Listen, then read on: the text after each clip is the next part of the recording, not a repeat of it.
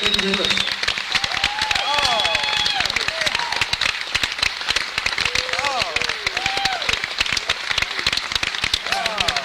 Thank you. Thank you very much. Appreciate it. Very kind.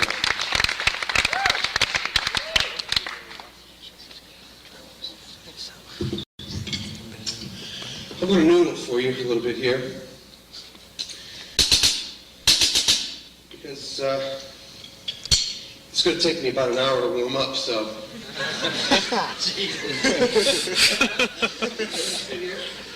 And have a little chat with you while I strap on my practice pad. All right. So,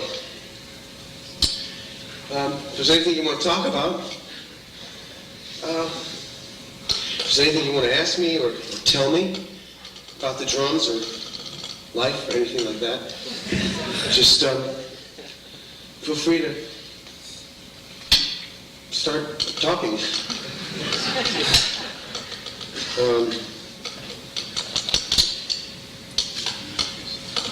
This is the first time I've been back to Berklee in quite a while, and it's really great to be back here because I've seen a lot of changes. I can't believe how much the school has grown. When I was here, the Performance Center was just being built, and some of you might remember the Zildjian Day in Boston we did here 4 or 5 years ago. And I think that was the last time I was in the Performance Center. It was then. It's a great place to play and be. And, I think I may have walked through the hallway of the school maybe once or twice, maybe, in 9 years or 10 years or however long it's been since I left Boston. And it's quite remarkable to see all the changes and everything that's been going on here. And I sent for a catalog not too long ago, just to see what was happening that I was missing out on since I left the school. And it's really hard to believe all the things that you can learn here. And I think it's really wonderful to be able to take courses in producing and all the things that are necessary to function in today's modern musical society. And I only wish that when I was here, some of those things were more available to me. I think it's a wonderful thing that the school has going. Fantastic. If there's anything, like I said, that you want to ask me, please feel free to do so. Yes, it depends on whether it's a real modulation or if it's what I call the superimposed modulation. Like if I was playing, just like an example, like, if I was just playing, and all of a sudden let's say I was going to have a dotted eighth note, get the modulation, and it would.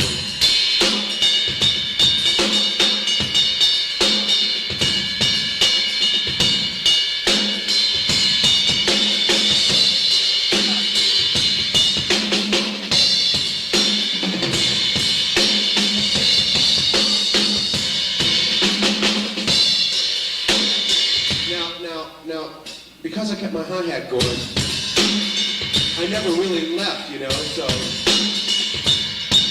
even though it sounds like that, it's really, so you're still there, you see what I'm saying? So in that case, if I was going for 20 bars, I would never really leave the pulse. I would only pretend like I did. And but if it was like a real modulation that went there, and all of a sudden would be history, It's like, once you change, whereas the superimposed thing never really leaves. So, I would use that like fade out to some of the tunes,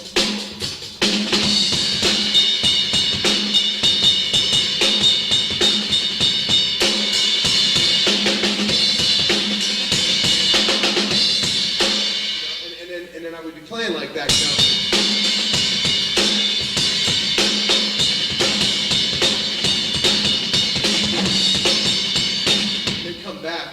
thing, so it just kind of sounds like, you know, the time just shifts and goes into another time thing when the pulse is always there, you know. So I always try to relate it to that. And, you know, in that case, that's really like a big 4/3, you know. So you can hear that pretty well, you know.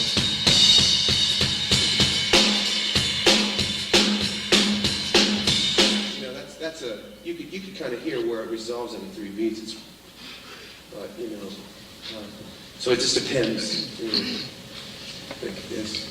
Question: I saw you doing a samba one time, and what it appeared to be that your left hand was sustaining like 8th notes. The samba? Yeah. And Oh yeah.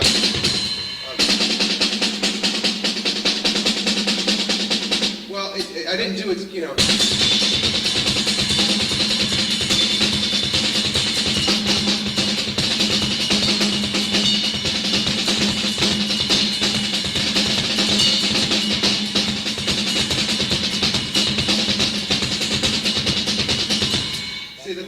That's kind of like the left-hand equivalent of this thing, you know. So I kind of like, see? Fingers and wrists. Pardon? Fingers and wrists. Kind of, you know.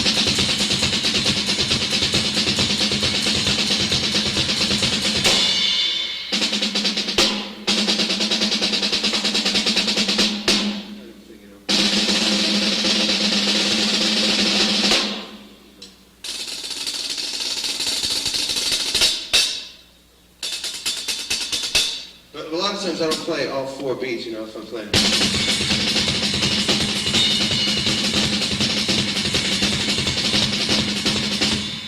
depends really on the speed of it and all that, you know. A lot of times I drag, you know.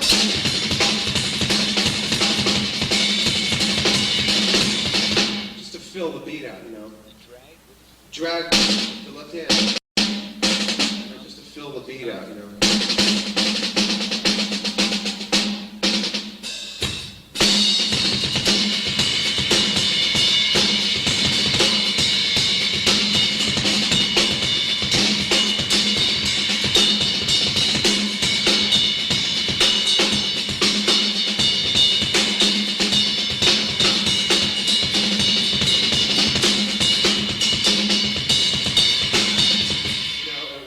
Whatever I do. You know, slams, drags, you know, like I try to apply that to the drum set to make it sound fully. You know,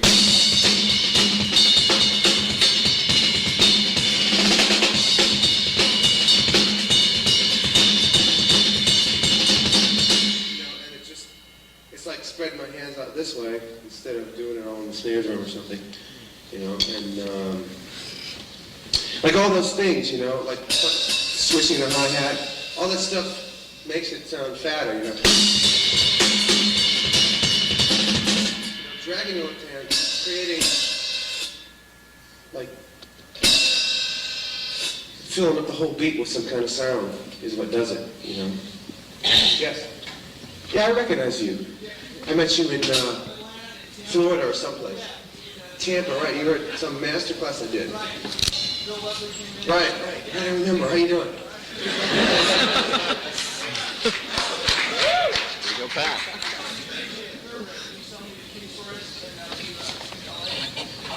Kenny? Yeah. He called, but he hasn't come out. I don't know where. Anyway, at the end of your solo, the last solo, you did like this sort of reggae sound thing. Yes. It's like incredibly fat. What were you? It's like something was slammed as wide as a truck. What were you doing? Yeah, it really sounded real fat, real wide. Yeah. Okay. Well, a lot of times I just flam, you know.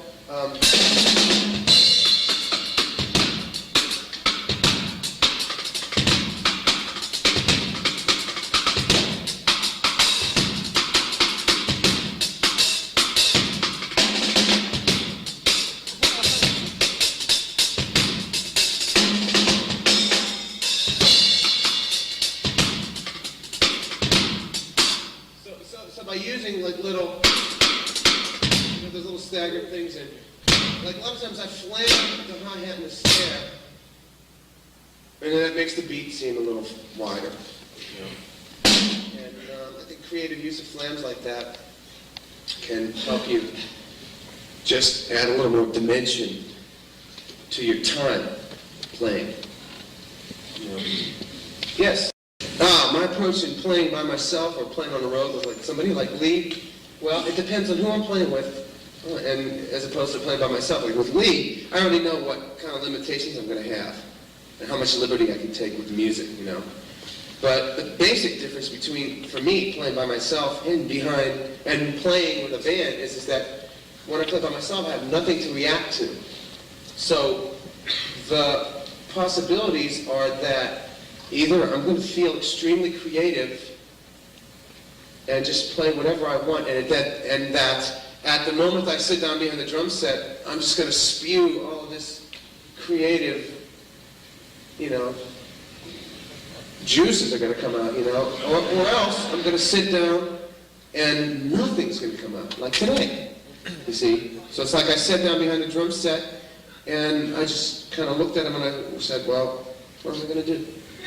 What am I going to play? You know, it's like I'm real funny that way. I need like a lot of time to warm up, and if my head shifts in a funny direction, I'll blank out, you know. So, or else I just might, anything can happen. I can feel real good and I'll just, yeah, you know. And I'm glad that I'm playing by myself because I can just blow, you know. Whereas with a band, it's like, the things there is that you always are going to have somebody to react off of. So, you know, you got 3 or 4 guys, somebody's going to have a creative idea and it'll feed you in some way, you know. You know what I'm saying? So it's like, it's really hard to play by yourself because either you're going to play your large vocabulary of stuff and you have to tell yourself, well, I'm playing in a different town tonight, so even though I'm playing the same old stuff, maybe they won't know it. Till you go back to the town again, you know, then you better have a whole new bag of things, you know. Or else you just creative and, you know.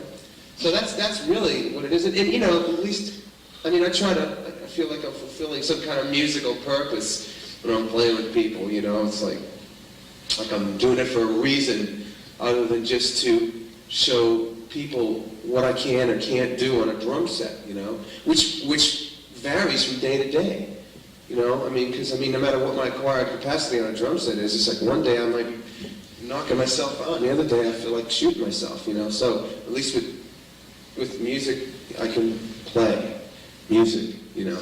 So that's the big difference for me, you know, and here I have to find it from within, you know. It's weird. Yes? Yeah, when you're not feeling good, or, you know, when you're playing and you just don't think it's happening for you, what kind of tools do you use to, like, get that into? Well, what I do when I'm playing and I feel like it's just not right for me is, in a band situation, I've found that that's kind of, I can get by it because I can get over it when I'm playing with musicians because I know that my acquired capacity is good enough that if I don't feel on, I can at least make the gig good, you know. And I can kind of go on autopilot, and I know how to play well enough so that I can accompany well enough to make the music sound good. And I can still react, because I'm so sensitive that I can react. I mean, as a human being, I'm a very sensitive person, you know. I'm easily hurt, my feelings are easily hurt, and, you know, I'm real funny that way. So I react to music easily, you know, and if I feel like I'm in a personal rut, I just try to let myself go and go, okay, listen, I may not be having my best day, but at least I'm playing the gig and everything's going okay, and the music is still going to sound good. It's going to be okay. Whereas if it's just for me, yeah, you know, so that's because that's the most important thing. The most important thing is to play the music, not just for yourself, you know.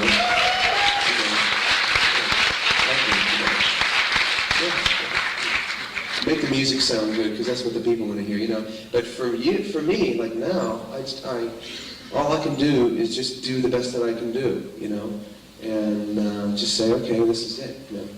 I mean, you have to accept it. I either have to live with it or just not play, you know. So the choice is already made. I'm up here, and I have to play. I have to play for you, you see. So I have no choice.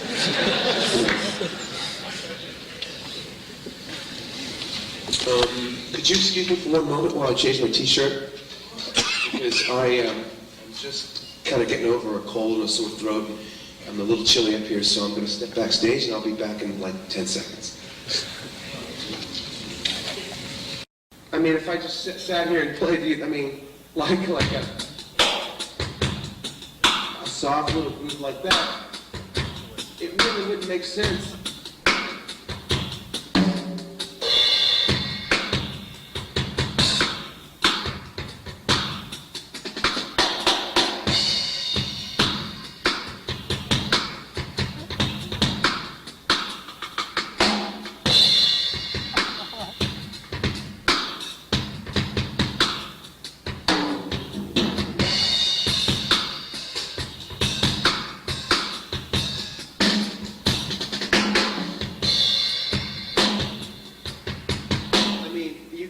Certain kinds of sensitivities, but it's like the whole point in doing that is you're going to hit a cymbal soft with no bass drum because of some musical event that you're trying to reinforce. And in this case, there is nothing happening right now. So it's hard to kind of make sense out of that. You see what I'm trying to say? Unless you can just kind of look at it and go, oh, that sounds nice, I didn't sit here and go, and you have to look at it like, why is he playing the hi-hat like that? Well,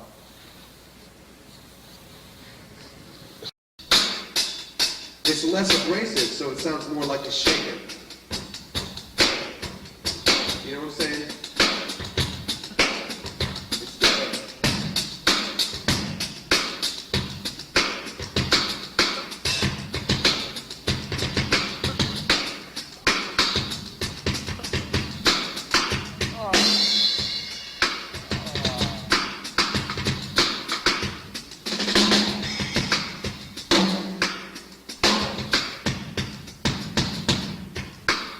See that sound that I'm getting,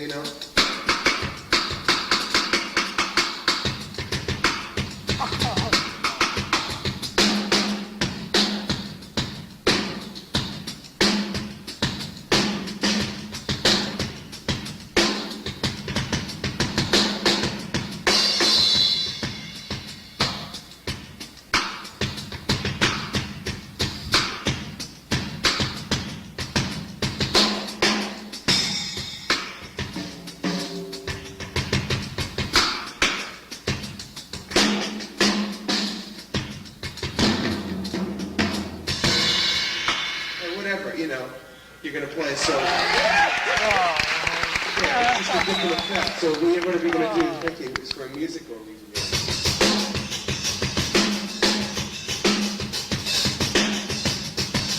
Like the double hi-hat.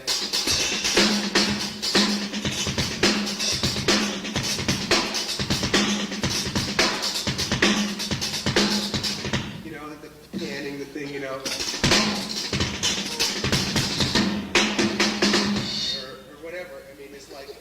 That's a whole other thing too, Because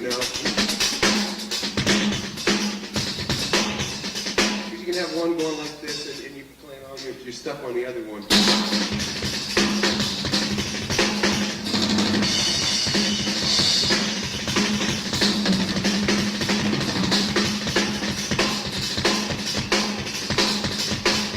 Or whatever you're going to play,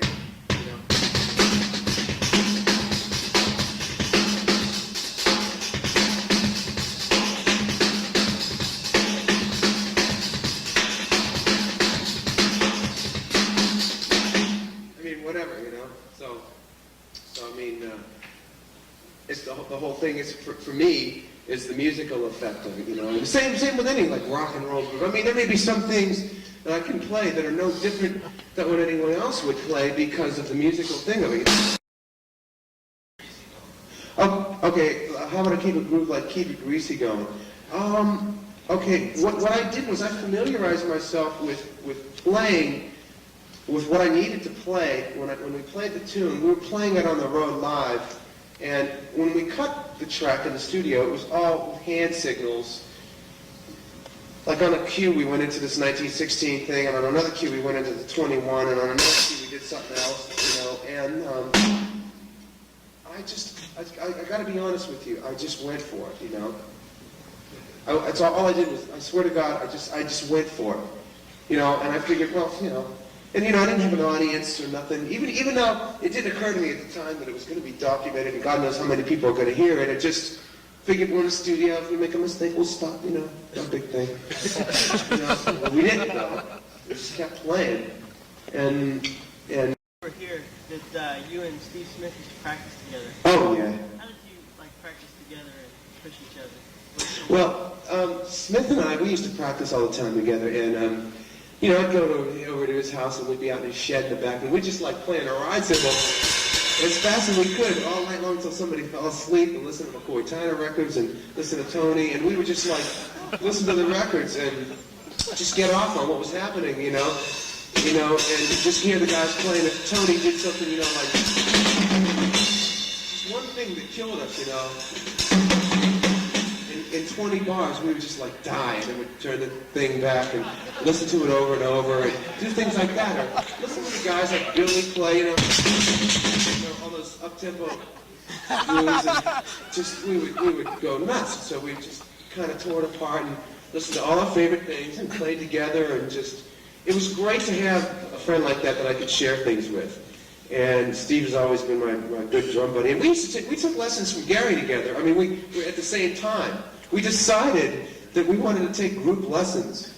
So we even went that far, so that we teamed up together and we went and saw Gary at the same time, so three of us would be sitting in there, you know, and we had these group lessons, and Steve and I went. It was fun. It was a lot of fun. Yes? What made you decide to leave Berklee? I'm sorry, I beg your pardon? What made you decide to leave Berklee? The reason I left Berklee was because I ran out of money.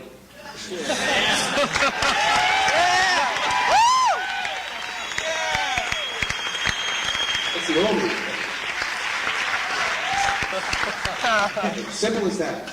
And I wanted to go out and get a gig because I come from kind of a scattered home situation.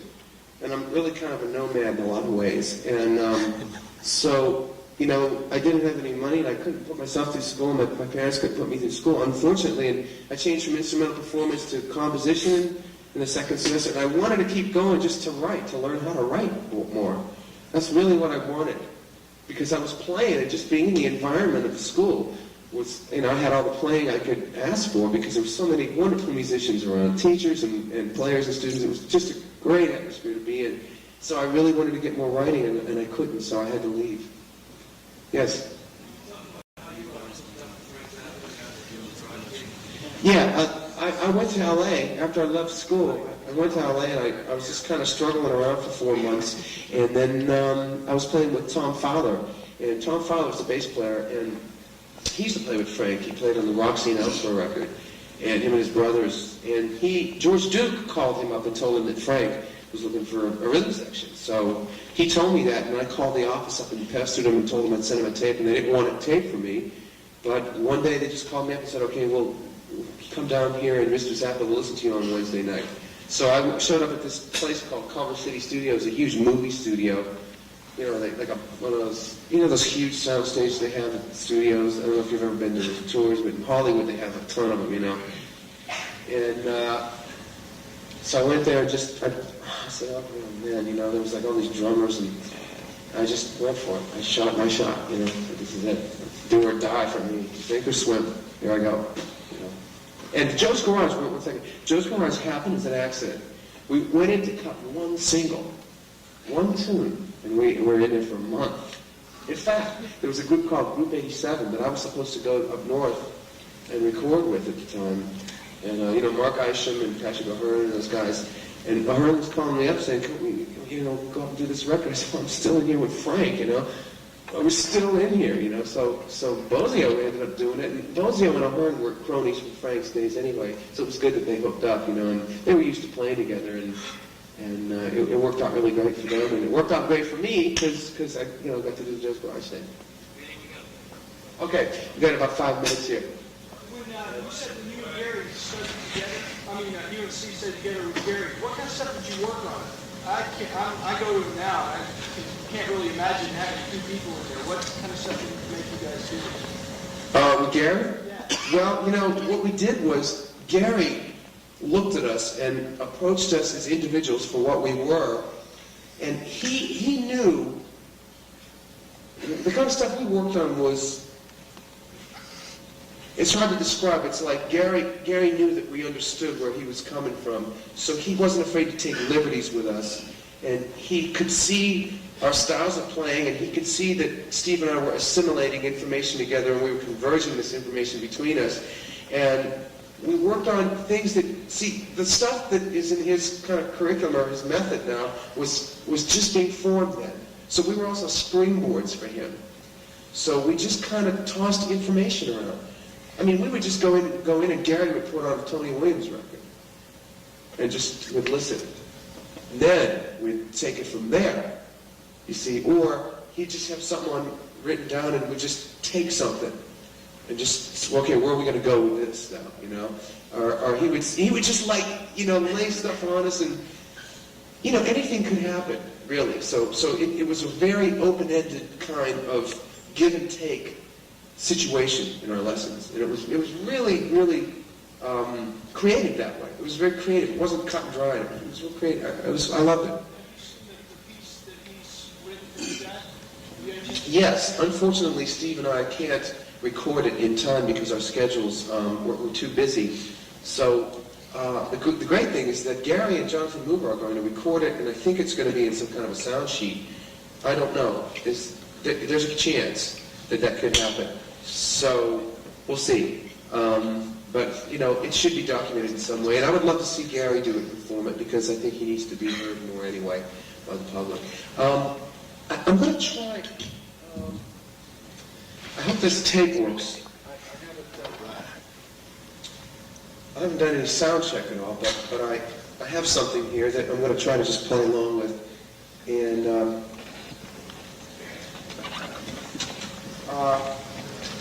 I don't know how to work this thing. Oh, eject, okay. Yeah.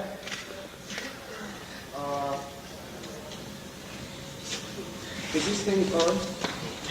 You didn't get on until 11:35. Are you hearing that?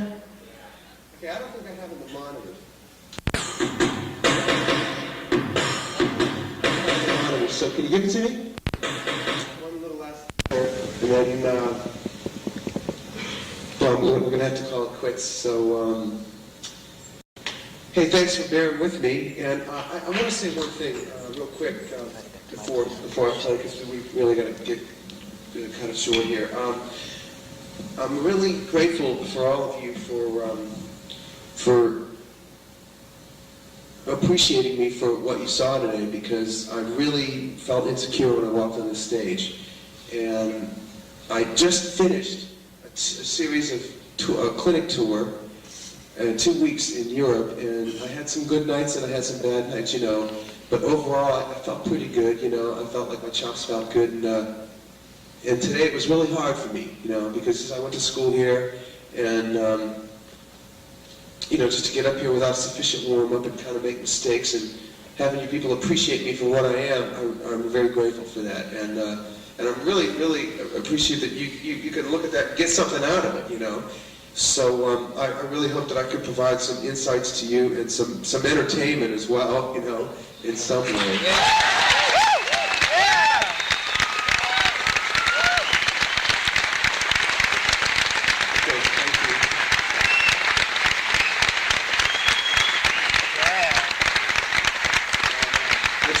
I just wish that you could be seeing me at my best. I really do.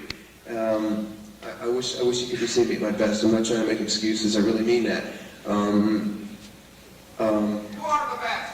No. Yeah! Yeah! Woo! Also, I'd like to thank my wife, Darlene. She's sitting up in the balcony. And really, I don't want to give some kind of, you know, speech. Here he goes now. His little thing he broke down in the dressing room before we went on stage. I really mean this. I sincerely mean it. For being such a great human being, because she really has to put up with a lot with me, let me tell you. I'm not the easiest person to get along with, you know. I'm kind of moody, you know, and temperamental and insecure and all that. And I appreciate it very much, you know. And also, to the Berklee College of Music for being probably the best institution of its kind, I'm sure. And I certainly learned a lot while I was here, and I'm really glad to see that it's continuing in the tradition. And I really wanted to tell everybody, I want to extend my sincere appreciation to the Avita Zildjian Cymbal Company. And I think that all businesses and all people should take a lesson from the Zildjian Cymbal Company as human beings and as businessmen, because it would be enough if they only made the best cymbals in the world. It would be enough. But they don't stop, because I've been associated with them for several years now, and I've got to tell you that they're the best people that I've ever dealt with, and they really recognize human beings for what they are, and they're real warm human beings. And I really think that everybody should take a lesson from that, because they're incredible people. And Armin and his wife and Lenny, Demusio and Colin, and to Zildjian International over in England, are some of the most amazing people I've ever met in my life, and some of the warmest human beings. And I want to extend all my love and gratitude to them sincerely, because they really are the best. And I think they set an example for everybody. Thanks very much.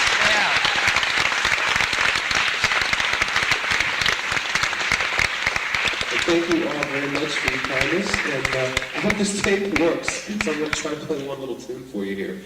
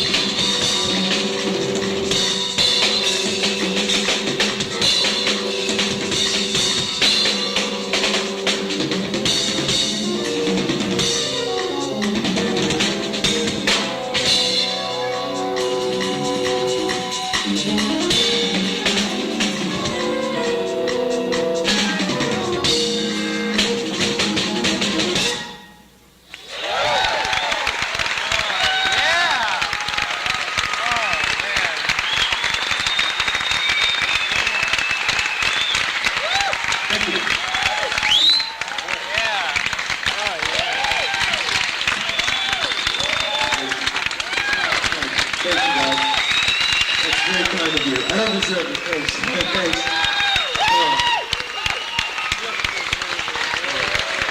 I really appreciate you guys. Thanks so much. Did you hear the music? Oh, great. That was my feeble attempt at trying to impersonate Chick Corea. Thanks a lot, you guys. I really appreciate it. Hey, listen, could we give a big round of applause to Lenny DiMuzio today? Because it's his birthday. I want to say happy birthday, here he is. Happy birthday to Len.